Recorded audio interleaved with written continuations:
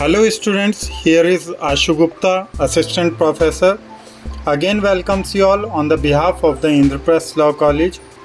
In today's lecture, we are going to discuss about the kinds of treaties. We have already discussed about the meaning and the definition of treaties in the previous lecture. You may see it on the playlist. Now in this lecture, we will discuss about the kinds of treaties. As you know that treaties may be classified into three categories on the basis two categories on the basis of the parties becoming members to treaties. The first one is bilateral and the second one is multilateral. Bilateral treaties are described as those treaties in which participation and rights and obligations arising from the treaty is limited only to two parties. They are sometimes also called bipartite treaties, although the word is not apt. Many bilateral treaties bear the closest analogy to the private law contract, and therefore they are sometimes referred to as treaty contract. This is basically the bilateral treaties. And if we talk about the second one, that is multilateral treaties, according to that the meaning of the multilateral treaties in the preview of the international law, multilateral treaties are those which are open to participation for all the states without restriction or to a considerable number of parties. Some multilateral treaties set up an international organization for a party, and some multilateral treaties set up an international organization for a specific purpose or a variety of purposes. They may therefore be referred to as constituent agreements, and the United Nations Charter is both a multilateral treaty and the constituent instrument of the United Nations. If we talk more about the multilateral treaties lay down general norms of international law or to deal in a general manner with matters of general concern to other states as well as to the parties to the treaties. Since the creation of the United Nations, more than 500 multilateral treaties have been concluded, which taken together form a comprehensive legal framework for the international community. These treaties cover the spectrum of human activity and reflect the desire of states to establish rights and obligations among themselves, in effect to further enhance the international rule of law. Multilateral treaties are said to perform the functions of international legislation. It is to be noted that they might have semblance of international legislation, yet it would be improper to describe them so, because the expression international legislation is more a metaphor than a reality.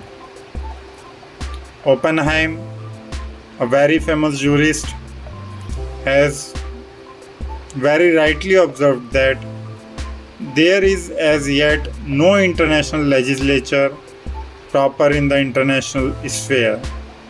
However, in the absence of the international legislation, multilateral treaties are among the most promising methods for the development of international law. Now we will discuss about who can be the parties to a treaty.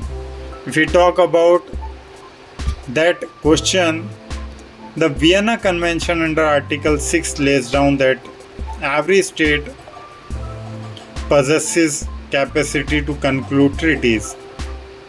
However, the word state has neither been defined by the convention nor it lays down the elements which got determine statehood.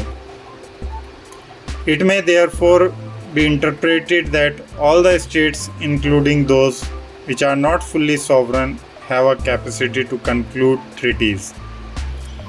Thus, a colony, trust territory, a protectorate, or a vassal state may also be a party to a treaty.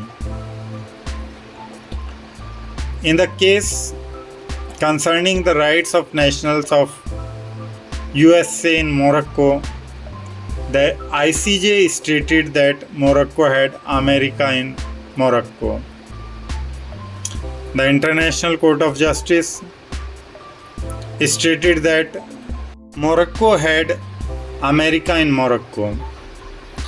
The ICJ stated that Morocco had made an arrangement of a contractual character whereby France undertook to exercise certain sovereign powers in the name and on behalf of Morocco and in principle all of the international relations of Morocco, but that Morocco had nevertheless remained a sovereign state and had retained its personality as a state under international law. Tunisia was another kind of the same kind. In the both above cases, the protected state retained a measure of treaty-making capacity, even though its exercise may be subject to the consent of protecting power. Thus, all states have been put on equal footing for the purpose of the conclusion of treaties despite obvious inequalities. However, if there is a limitation in the capacity of a state to enter into category or all categories of treaties by reason of its qualified status or by existing treaty obligations, that a state may not enter into treaties. Thus, the Free City of Danzig, though held to be a state by the Permanent Court of International Justice, was subjected to certain limitations affecting both the extent and manner in exercise of its treaty-making power. Likewise, a neutralized state is presumably incapable of concluding a treaty of offensive alliance. Apart from the states, international organization also possesses capacity to make a treaty. Thus, the United Nations and its specialized agencies can make treaties in order to exercise their functions. The United Nations has concluded many agreements with states which are members and with non-member states.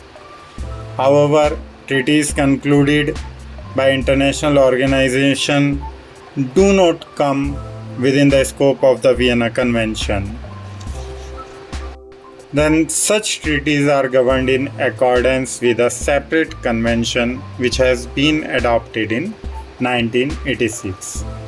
So that is the provision whereby we have defined that part who can be the parties to a treaty, which is defined under Article 6 of the Vienna Convention.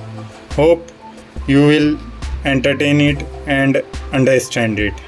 We will meet soon again with the next lecture. Thank you very much.